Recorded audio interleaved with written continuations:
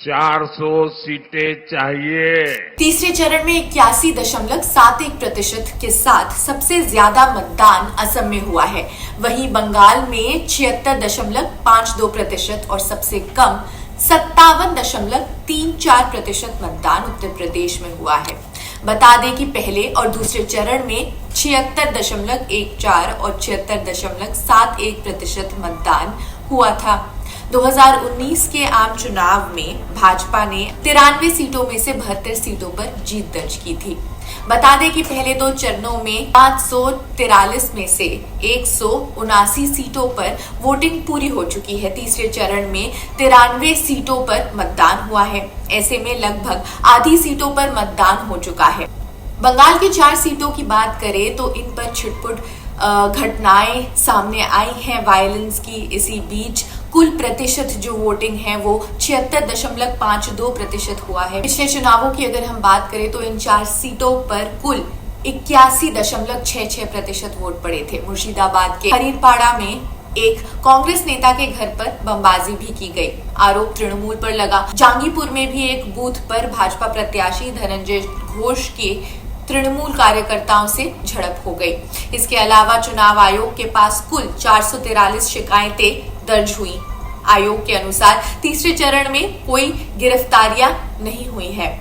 उत्तर प्रदेश में 10 सीटों में करीब 57% मतदान हुआ है। मैनपुरी लोकसभा सीट से सपा प्रत्याशी डिंपल यादव, भाजपा प्रत्याशी पर्यटन एवं संस्कृति मंत्री जयवीर सिंह और बसपा से शिव प्रसाद यादव मैदान में उतरे। बिहार जहां 5 निर्वाचन क्षेत्रों में मतदान हुआ, वहां 58.18% मतदान दर्ज किया गया। गुजरात जहां कुल 26 में से 25 निर्वाचन क्षेत्रों में मतदान हुआ, भाजपा ने सूरत में निर्विरोध जीत हासिल कर ली। इसके अलावा 58.98% मतदान दर्ज किया गया। 2019 में गुजरात में 64% के करीब मतदान हुआ था। इस बार गुजरात में सबसे कम मत पड़े। मध्य प्रदेश की 9 सीटें मुरैना, भिंड, ग्वालियर, गुना, राजगढ़, सागर, विदिशा, भोपाल और बैतूल पर तीसरे चरण में मतदान हुए, जिनमें लगभग 66.5% मतदान हुए। राज्य के मुख्य निर्वाचन अधिकारी अनुपम राजन द्वारा साझा किए गए आंकड़ों के अनुसार ही राजगढ़ में 76.19% मतदाताओं के साथ सबसे ज्यादा मतदान हुआ, जबकि चंबल डिवीजन में भिंड में राज्य में सबसे कम 55.44% मतदान दर्ज किया गया।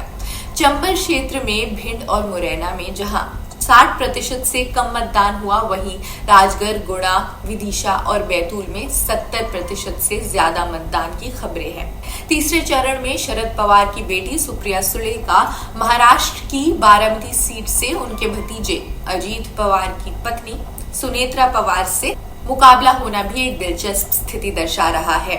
कह सकते हैं कि मार्च में जब मध्य प्रदेश की सभी 29 सीटों पर क्लीन स्वीप की भाजपा की जीत के शोरगुल के बीच ही प्रचार अभियान शुरू हुआ था, तब 400 पार ऐसे नारे सुनाई दिए। लेकिन अब प्रधानमंत्री खुद कह रहे हैं, मोदी को 400 सीटें चाहिए ताकि कांग्रेस अयोध्या में राम मंदिर पर बाबरी ताला ना लगा दे।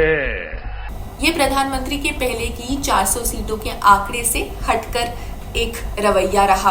हालांकि उन्होंने चुनाव से पहले इसका कोई कारण नहीं बताया था। पहले चरण के बाद उन्होंने कहा था कि उन्हें इस आंकड़े को पार करने की जरूरत है ताकि कांग्रेस चोरी न कर सके, ताकि कांग्रेस देश की खाली जमीन, खाली द्वीप, आइलैंड्स दूसरे देशों को गिफ्ट न कर दे, सौंप न दे, ताकि कांग्रेस SC, ST, OBC से उनको जो आरक्षण मिला है ना, बाबा साहब आम्बेडकर ने जो आरक्षण दिया है, भारत के संविधान ने जो आरक्षण दिया है, ये वोट बैंक के लिए उसमें डाका न डाले, ताकि कांग्रेस अपने वोट बैंक की सभी जातियों को रातों रात OBC घोषित न कर दे।